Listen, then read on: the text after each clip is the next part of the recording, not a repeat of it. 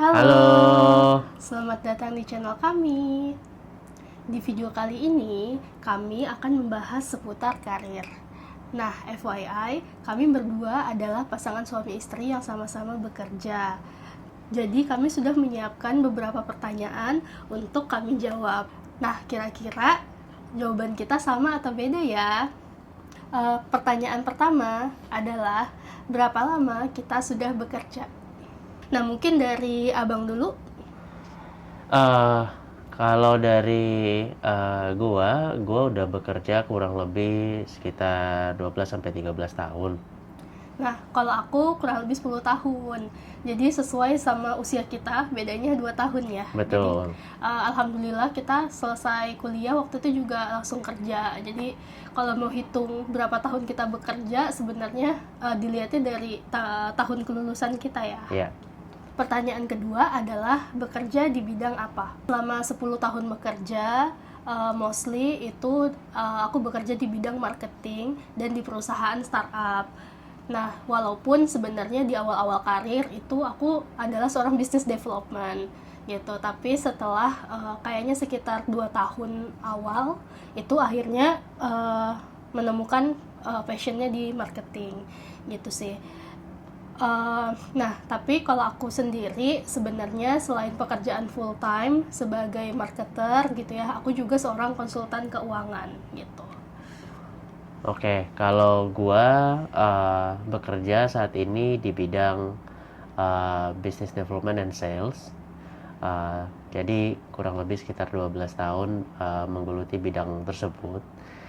Tapi di awal karir memang sebenarnya masih sempat ya bekerja di perusahaan startup yang pada saat itu bidangnya di operation excellence.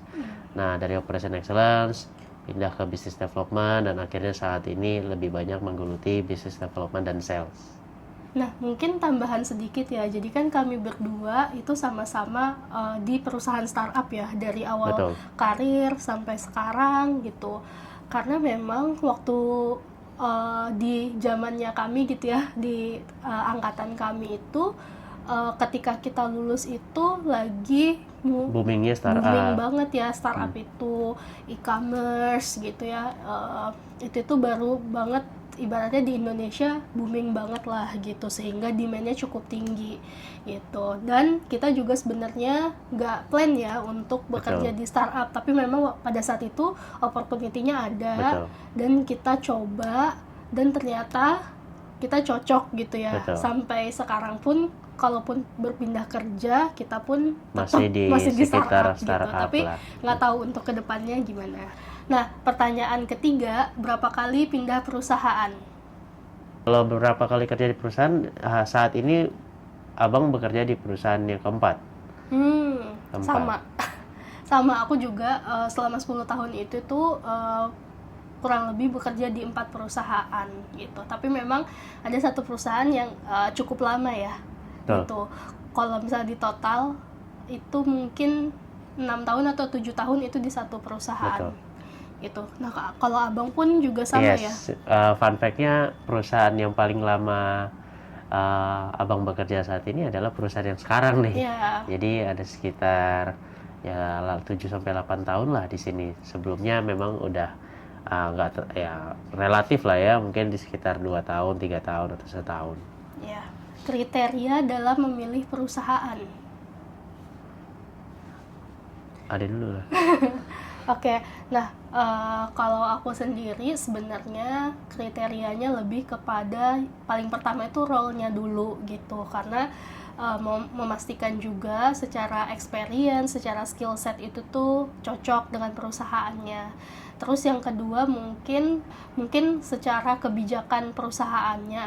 Nah, setelah COVID kemarin sebenarnya kan kita itu lebih aware ya bahwa sebenarnya beberapa pekerjaan itu tuh bisa dilakukan secara hybrid gitu, secara remote juga, termasuk pekerjaanku itu tuh mungkin sebagian besar itu masih bisa ke cover lah dengan online gitu, sehingga memang makin kesini itu makin mencari pekerjaan atau perusahaan yang yang memberikan kebijakan hybrid gitu. Nah, kebetulan kalau di perusahaan yang sekarang itu memang ke kantor itu cukup 1 sampai 2 kali aja per minggu. Oke, kalau abang sebenarnya yang pertama yang paling penting itu adalah clear value dari si perusahaannya sih. Jadi apakah si perusahaan itu punya value yang jelas? Karena value ini kan turunnya banyak turunannya. Bisa jadi nanti ke produk yang jelas, bisa jadi nanti turunnya ke culture yang jelas. Nah, itu yang paling pertama, value-nya dulu. Jelas nggak nih gitu. Kita ngerti nggak nih? Nah, dengan value perusahaan ini. Kedua, sebenarnya yang penting adalah dari sisi leadership sih, dari sisi siapa yang jadi bos kita dan apakah bos kita itu cocok dengan kita atau tidak, terus apakah dia juga bisa mengoptimalkan potensi yang kita miliki gitu. Karena kadang-kadang kan ada leadership yang ya secara pekerjaan bagus tapi dia tidak bisa membantu kita grow lebih baik lagi, karena kan namanya kita kerja kan kita juga pasti pengen grow ya. Nah, jadi dua. Ya, terakhir udah pasti ya nggak perlu kita ini debatkan, udah pasti package-nya gitu kan. Benefitnya ya. Benefitnya. Jadi package di sini bukan cuma monetary ya, teman-teman, bukan cuma uangnya, tapi ya benefit-benefit yang kita bisa dapat saat kita bekerja. Contoh tadi yang disampaikan sama Ade, ya, tadi kayak flexible working hour atau mungkin dari sisi ya asuransi. Nah, hal-hal seperti itu. Nah, pertanyaan selanjutnya, masih pengen kerja jadi karyawan atau punya plan bisnis? Kamu dulu. Oke. Kalau ini juga mungkin tergantung situasi dan kondisi dan fase hidup ya, teman-teman ya. Nah, jadi kalau kita mungkin baru lulus kuliah, ya baru masuk ke dunia karir gitu ya, baru memulai hidup lah gitu kan, di fase yang lebih mandiri, pasti ngomongnya adalah ya kerja dulu gitu. Karena dengan bekerja kan kita bisa dapat pengalaman, dapat salary, dapat dapat mencari jati diri lah sebenarnya kan.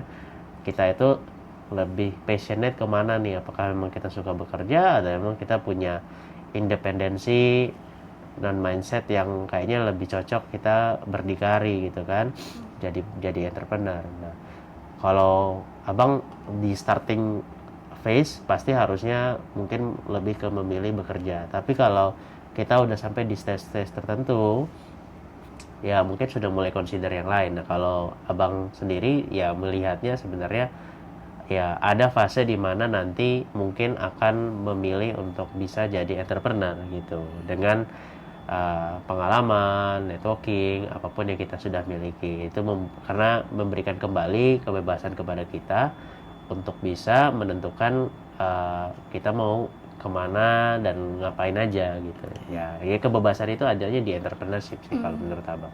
Oke. Kamu gimana? Oke. Nah, mungkin kalau aku pribadi agak beda ya teman-teman. Jadi sebelumnya aku tuh sempat sabatikal, dan waktu aku sabatikal itu aku lumayan banyak explore banyak hal, termasuk berbisnis gitu. Nah, waktu itu juga sebenarnya secara modal itu cukup lumayan ya, maksudnya dari tabungan itu mencoba explore beberapa hal baru, beberapa jenis bisnis juga, dan termasuk salah satunya adalah di sabbatical aku itu tuh waktu itu aku ngambil sertifikasi financial planning gitu. Nah, tapi kalau misalnya yang relate dengan bisnis sendiri, sebenarnya aku justru finding waktu itu kayaknya aku tuh bukan kayaknya aku nggak into dengan bisnis gitu. Nah, jadi kalau aku pribadi lebih ke ternyata aku lebih suka dengan bekerja sebagai karyawan gitu. Nah, ini mungkin beda-beda ya tiap orang gitu, karena aku ngelihatnya harus balik lagi ke objektifnya gitu. Kita itu kenapa kita mau berbisnis atau kenapa kita mau bekerja. Nah, menurutku baik bekerja ataupun berbisnis bagiku itu adalah sama-sama untuk berkembang, sama-sama untuk belajar hal baru dan sama-sama untuk mendapatkan uang gitu. Nah, di mana untuk 3 objektif ini ternyata aku lebih enjoy bekerja gitu, karena ketika bekerja aku merasa lebih mendapatkan ritmenya gitu. Sedangkan kalau berbisnis itu tuh bahkan kalau bisa dibilang lebih fleksibel itu nggak juga, karena kayak kita itu nggak ada jam kerjanya kan kalau bisnis, jadi kita menentukan sendiri gitu loh jadwal-jadwal dan segala macam. Bahkan kayak kadang-kadang jam kerjanya tuh lebih banyak daripada karyawan gitu. Nah, sehingga justru aku find out-nya kayaknya kalau memang aku masih nyaman bekerja, ya aku akan bekerja terus sih sebenarnya gitu. Tapi lebih kepada harus balance aja gitu. Jadi karena kalau memang udah nggak balance, kayak kerja itu udah mendominasi dari kehidupanku, nah itu yang kayaknya aku jadi agak back off gitu. Nah, jadi sekarang itu ritmenya adalah ngejaga gimana pekerjaan dan hal-hal lain itu bisa berjalan seirama gitu ya. Nah, tapi jujur aku nggak menutup kemungkinan apakah kedepannya bisa jadi berubah pikirannya, atau kayak memang ada bisnis yang cocok. Karena ada fasenya. Iya, karena kan bisa jadi fase hidupnya beda sih gitu. Tapi kayaknya kalau untuk sekarang itu tuh masih melihatnya opsi satunya tuh sebagai karyawan gitu. Ya. Pertanyaan selanjutnya adalah bedanya bekerja waktu masih single dan sudah menikah. Oke, bekerja masih single dan udah nikah. Kalau dibilang sebenarnya lebih enak kalau sudah menikah sih. Kenapa? Karena pada saat bekerja sudah menikah itu sebenarnya lebih fokus, ya kan? Jadi ya, intinya kita udah tahu lah, udah punya tujuan-tujuan yang lebih jelas. Ini bukan berarti kalau belum menikah jadi tidak jelas ya, teman-teman. Tapi biasanya kalau kita yang sudah menikah kan kita udah punya pasangan, kita udah punya kayak planning, mikirnya nggak cuma buat short term gitu kan, mikirnya udah long term. Jadi membuat kita menjadi lebih fokus, lebih jelas, lebih tahu arahnya mau kemana, dan kita mungkin income-nya juga kan bisa di-manage dengan lebih baik. Karena kalau misalkan punya pasangan yang bekerja juga, ya artinya kan kita punya double income, artinya kita bisa memetakan keuangan kita jadi lebih baik aja sih dan lebih fokus. Nah, itu menurut abang ya.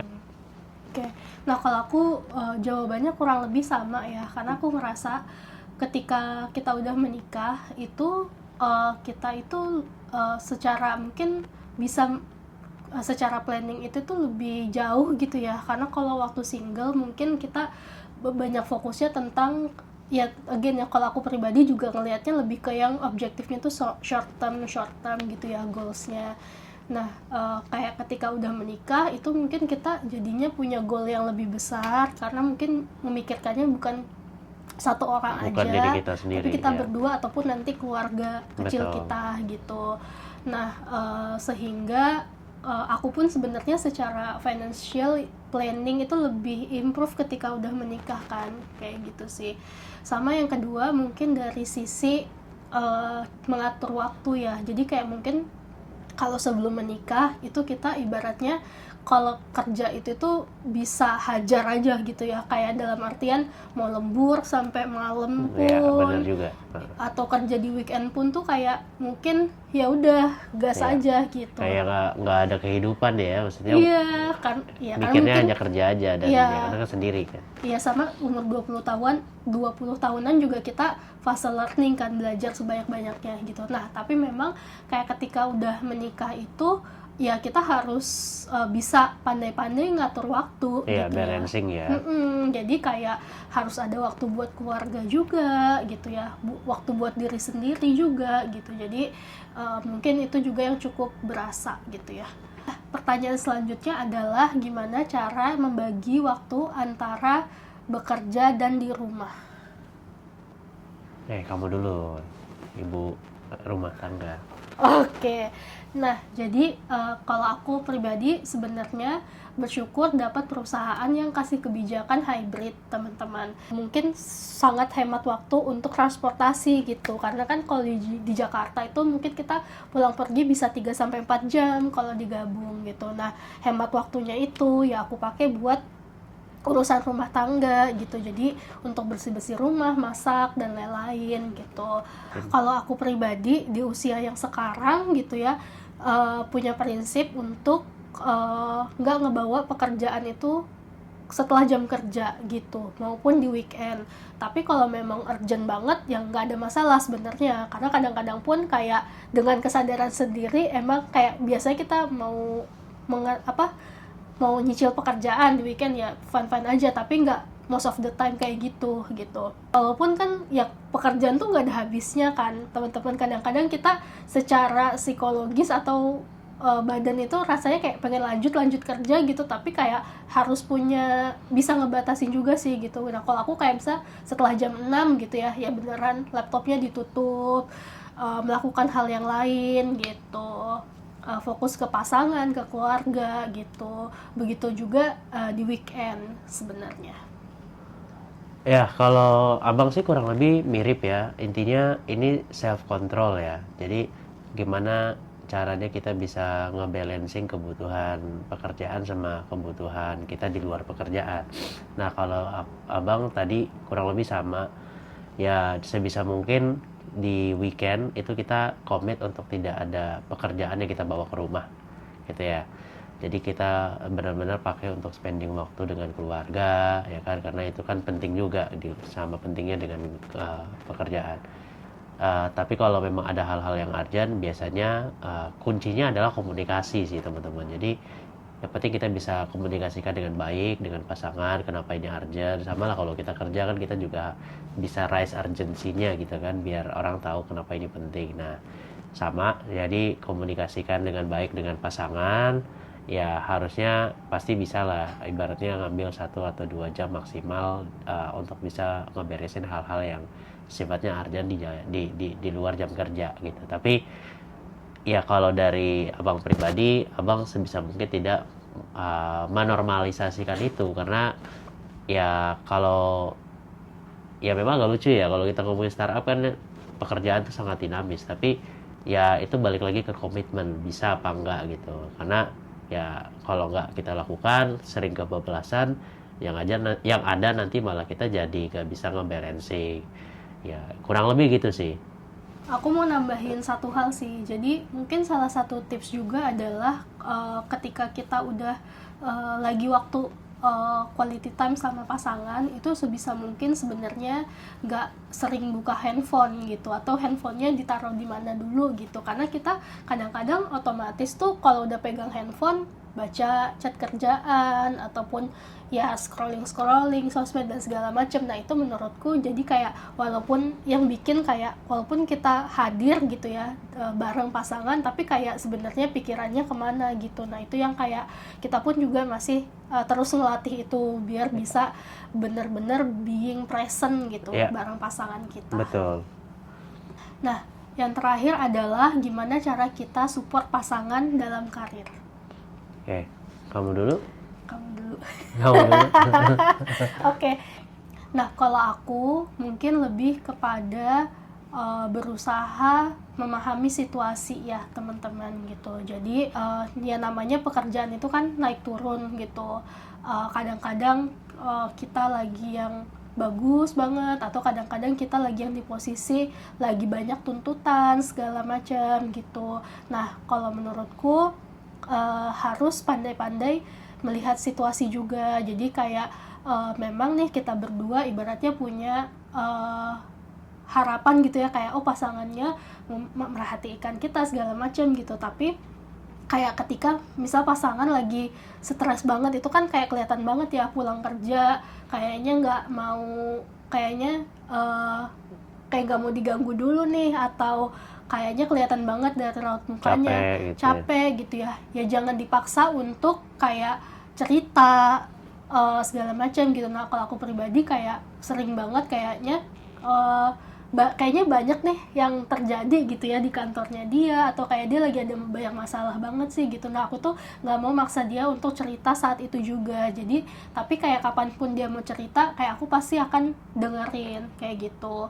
Terus yang kedua juga mungkin kita lumayan sering untuk tukar pendapat gitu. Jadi aku ngerasa itu sangat ngebantu banget ya. Jadi kan kita punya limitasi ya dalam kita punya limitasi dalam berpikir, dalam artian kayak oh menurut kita A gitu, tapi kayak kita cerita ke orang yang tepat, dia tuh bisa kasih perspektif yang lain gitu. Nah itu aku sering banget sih sama suami aku untuk kayak minta tukar pandangan untuk ngelihat lebih objektif gitu. Kadang-kadang kan misalnya kadang-kadang kita terlalu judgmental atau subjektif. Nah kayak pasangan kita itu bisa kasih sisi lain yang kayak secara objektifnya, jadi kita nggak berlarut-larut dalam emosi dan lain-lain.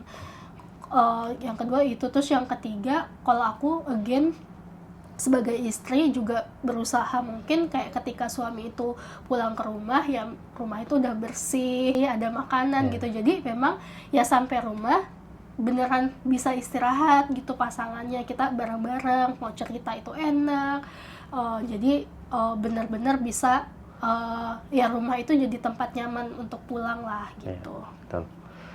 Oke, kalau abang sih udah pasti gimana cara support pasangan dalam karir. Trust itu yang paling penting gitu ya. Nomor satu adalah trust. Jadi ya kita harus percaya bahwa apapun yang kita lakukan satu sama lain ini kan kebutuhannya untuk keluarga gitu.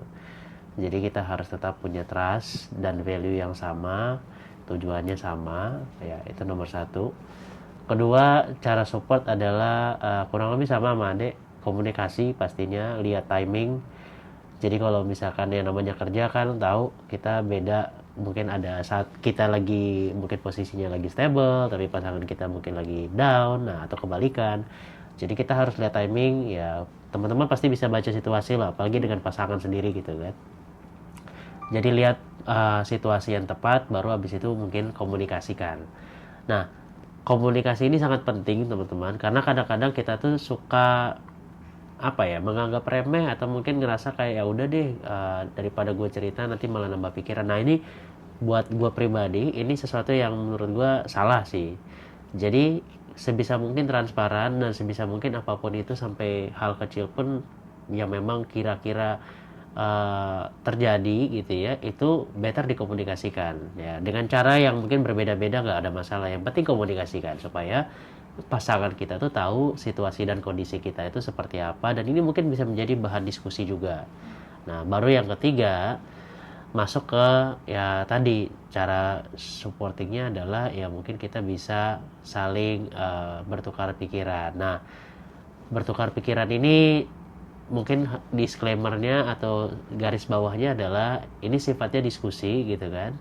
Jadi apapun yang didiskusikan dan ditukarkan gitu kan secara opini ya jangan masuk ke hati gitu. Karena kadang-kadang kan mungkin kalau kita posisi lagi emosi terus tiba-tiba ngobrol, tukar pikiran, malah jadi tambah bete gitu. Nah, hal-hal seperti ini tuh juga harus dengan kesadaran yang jelas bahwa ini sesuatu yang sifatnya diskusi. Ya, jadi malah menambah ya ibaratnya membuat kita jadi lebih terbuka, lebih stable sih menyikapi situasi dan kondisi yang terjadi.